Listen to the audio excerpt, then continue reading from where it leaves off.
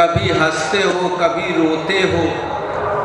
ये जो जीवन में परिस्थिति आती है यही क्लेश कर्म विपाक आशय का स्वरूप है। अब भजन करते करते जो इसको पार कर जाता है वो विशेष पुरुष, संतों में भी उत्तम पुरुषोत्तम कह दो, पुरुष ईश्वर है।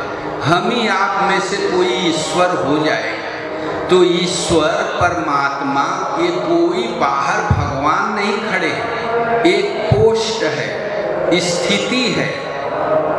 पोस्ट जैसे प्रधानमंत्री राष्ट्रपति पोस्ट है ना, तो राष्ट्रपति एक पद है, पोस्ट है।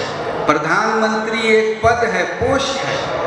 अब स्वतंत्रता से अब तक कितने प्रधानमंत्री हुए, कितने राष्ट्रपति हुए, आज भी हैं। और ये हटे तहाँ कोई दूसरा हो जाएगा। और जो होगा वो प्रधानमंत्री का अधिकार, प्रधानमंत्री की सुविधा का उपभोग करेगा।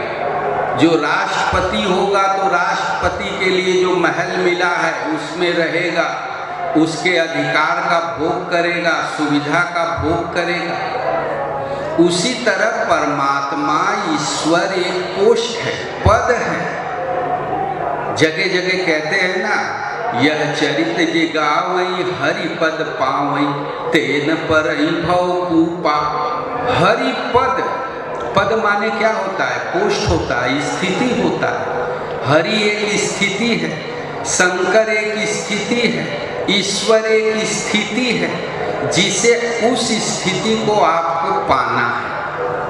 भजन करते चले जाओ, करते करते करते करते ये जो ब्रह्मा विष्णु इंद्र शंकर हनुमान है ये पोस्ट है। आपके भीतर बैराग की क्षमता आ गई तो हनुमान के पोस्ट पे हुआ। शंकाओं से उपराम की स्थिति में आप प्रवेश करे गए तो आपको शंकर कह दे कोई ये नहीं। जैसे प्रधानमंत्री को नरेंद्र मोदी हैं, उनका नाम न लेके पीएम कह दो, आप समझ जाओगे किसको कह रहे हो। राष्ट्रपति को राष्ट्रपति कह दो, आप समझ जाओगे कोई ये नहीं, क्योंकि उस पोस्ट पे वो हैं। तो उसी तरह ईश्वर जो है, परमात्मा है, जो भजन करते करते, साधना करते करते जन्म जन्म के अपने पापों को काट लेता है, संस्कारों को मिटा लेता है। और संस्कार मिटते ही जो मन की स्थिति बनती है वो है ईश्वर, वो है परमात्मा। एक संत कहते हैं कि लाली मेरे लाल की जित देखूं तित लाल, लाली देखन मैं गई मैं ही हो गई लाल। मैं लाल के खोज में निकला था, भजन करते करते लाल की स्थिति में आया तो लाल तो हट गए, मैं ही लाल हो गया, परमात्मा स्वरूप हो गया। तो जो भजन करके और ये स्थिति दिखती है, जैसे परमहंस महाराज को देखो, उस स्थिति में पहुंचे तो एक दृश्य भगवान ने आदेश दिया, यमराज की फांसी कट गई, अब जन्म मृत्यु से तुम ऊपर उठ गए। फिर आया कि माता के अनंत गर्भवास जो थे उसको तुम पार कर ली। गंगा में से रूप आया, ये परमात्मा स्वरूप है, यही तुम्हारा स्वरूप है। उनमें प्रवेश कर गया, अखंड आनंद में अपने आत्मा को रोक पाए। इसके पश्चात भक्त जो भी उनको पकड़े, संशय करें तो दिखाई पड़े ये नारायण स्वरूप हैं, ये राम के स्वरूप हैं, ये शिव स्वरूप हैं। वो भूत था ना सिद्ध बाबा, बगड़ बाबा को कहा जाओ नीचे शंकर का सेवा करो। वो आए जो परमहंस महाराज कहें मैं ही शंकर हूँ, लेकर सेवा। इस तरह से ईश्वर, सद्गुरु, शिव तत्व, हरि पद, परम पद, महामहिम पद, ये पद है, स्थिति है। जो वहाँ तक पहुँच जाता है वो उस स्थिति का परमात्मा की जो विभूति है, ईश्वर है, सुविधा है, अधिकार है, उसका उपभोग करता है।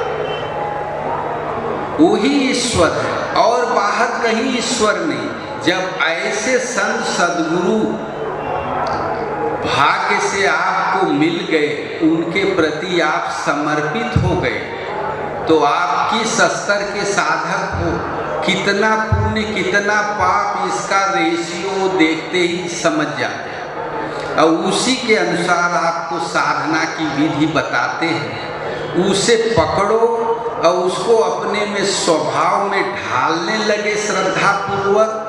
उसी दिन से भक्ति योग आरंभ हो जाता है।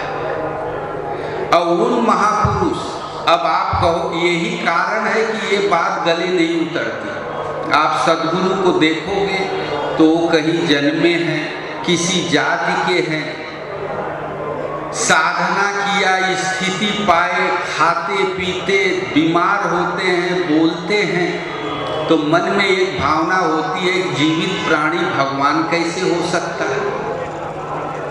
ये शंका जल्दी नहीं मिटती। इस शंका को मिटाने के लिए 2-4 जन्म लग जाते हैं। जब तक पुण्य नहीं उदय होगा तब तक मिलेंगे ये आप पहचान भी नहीं पाओगे, भले आपको बैठे रहे। सत्संगी महाराज वही स्तर के थे, गांव वाला उनको सब पागल समझते।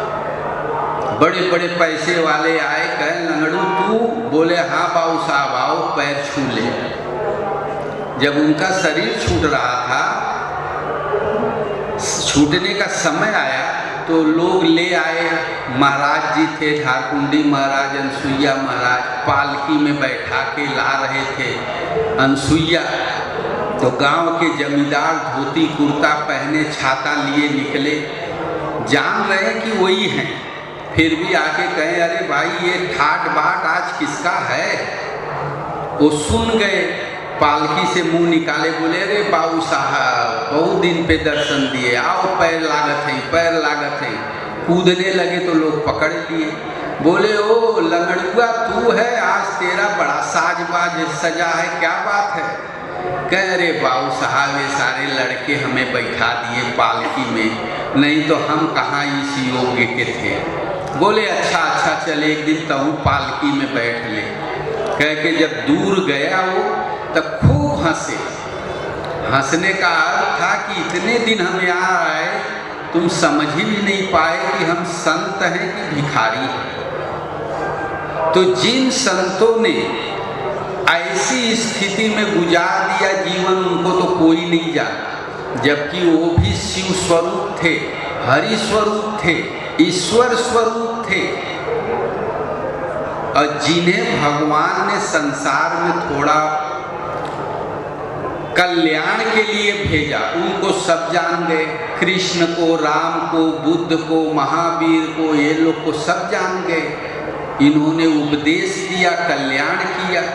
बुद्ध भगवान को मिली स्थिति तो बोले बस अब कहीं जीवन काट लेंगे कुटिया बना के।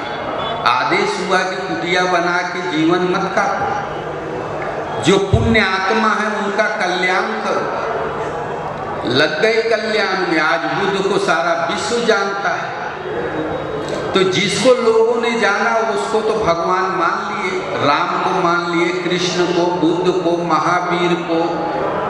यही स्थिति से गुजरे रामकृष्ण परमहंस जो कलकत्ता में थे। अपने शिष्यों से बोले देखो मैं वही राम हूँ, वही कृष्ण हूँ जो त्रेता द्वापर में हुए हैं। तुम्हें भगवान चाहिए तो मुझे देखो, ध्यान में पकड़ो, मैं दूंगा। जब शरीर छूटा तो कैंसर से ग्रस्त थे, शरीर इतना सिकुड़ के हो गया, तड़प रहे थे। विवेकानंद दूर खड़े होके देखे, बोले कह रहे थे मैं वही कृष्ण हूँ, वही राम हूँ।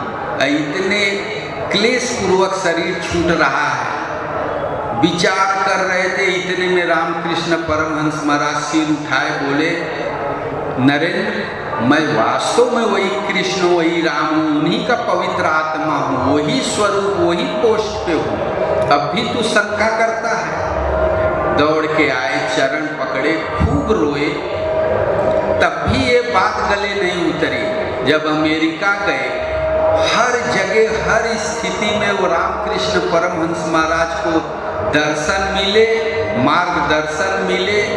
अपनी सफलता के चरम सीमा पे पहुँचे, तब समझ में आया कि यही वास्तव में भगवान है। यही गुरु महाराज धारकुंडी महाराज के सामने भी परिस्थिति थी। इसको उन्होंने काट के अपने स्वरूप में लगाया। कौन? परमहंस महाराज। तो यही कहते, आप लोग जो भजन कर रहे हो, कभी न कभी इस स्थिति में आ जाओ। जैसे प्रधानमंत्री भी भारत का ही कोई नागरिक बनता है ना, मुख्यमंत्री पद भी कोई नागरिक ही तो पाता है, उसी तरह भगवान की, शंकर की स्थिति भी कोई संत ही पाता है जिसका भजन पूरा हो जाता है। अब ऐसे संत, ईश्वर कह लो, सदगुरु कह लो, योगेश्वर कह लो, हरि कह लो, कुछ भी कह लो, सब वही है। उनके प्रति आपको समर्पित होना है। उनके प्रति समर्पित होगे तब कुछ भगवान की अनुभूति आपको होगी, आकाशवाणी होगी, कुछ स्वप्न में आपकी स्थिति परिस्थिति दिखाई पड़ेगी, तब विश्वास होता है। विश्वास होगा तब आप में त्याग वैराग्य होगा, तब अपने आप को उनके प्रति समर्पित कर दो। तो ये संत यही बात कहते हैं, क्लेश कर्म विपाक आशय अपरामृष्ट पुरुष विशेष ईश्वर है। उनमें क्या योग्यता आ जाती है? पहले तो जड़ जीव थे, अब क्या योग्यता आ गई? कहते हैं तत् निरतिशयम् सर्वज्ञ बीजम्, उनके समान, उनसे महान कोई भी नहीं है। सारा सर्वज्ञ परमात्मा